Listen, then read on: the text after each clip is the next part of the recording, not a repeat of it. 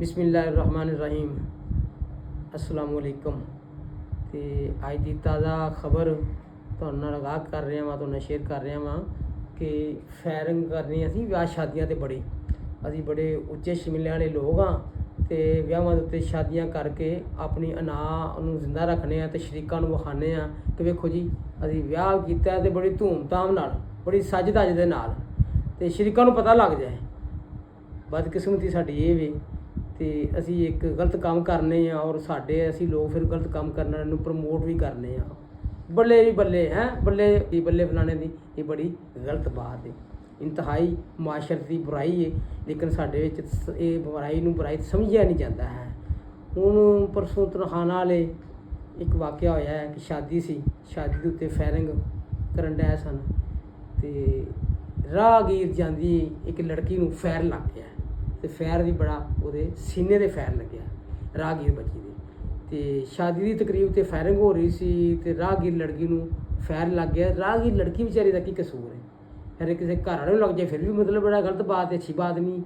तो अगर कोई राहगीर नूं लग जाए तो वो तो भी बुरी बात है। तो फायर लग गया तो उसकी जान जी है अज तक महफूज है। तो शदीद जख्मी हालत में फौरी तौर पर उन्हें हस्पताल मुंतकिल कर दिता है और वो मौतो हयात की कशमकश मुबतला है।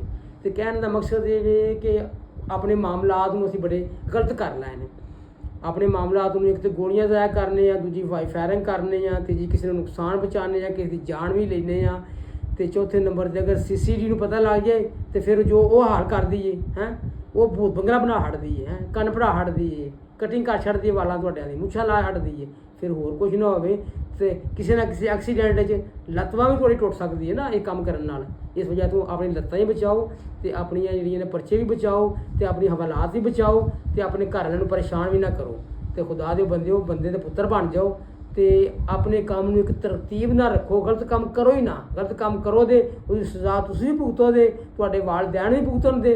तो उस बाद जो ना फिर CCTV वाले जोड़े ने वो भी तुहानूं कहणगे, फिर कभी नेफे च तुहाडे पिस्तौल वड़ जाता है, कभी तुसीं जांदियां किसी चीज़ नाल टकरा जाते हो, तुहाडा एक्सीडेंट हो जाता है तो लत्त गई बांह गई तो बंदे भी टुट जाते हैं। खुदा दे बंदे इस वक्त नूं समझो, हालात नूं समझो तो अपने पैसे बचाओ तो और ये गलत काम ना करो।